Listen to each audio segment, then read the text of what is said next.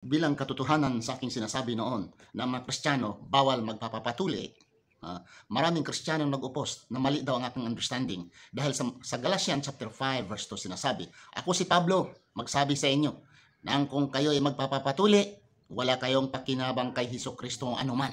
Kung kayo magpatuli, wala kayong pakinabang anuman. Dito, papatunayan ko ito. Nga totoo yung sinasabi ko, nga sa Kristiyano bawal magpatuli. Okay.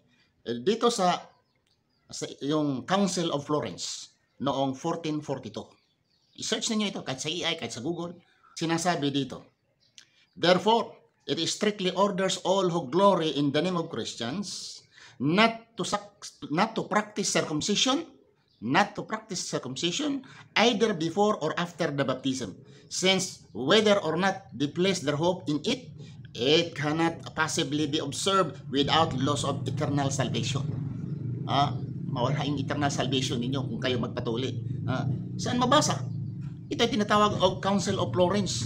Ito ay ayon ito ni Pope Eugene IV.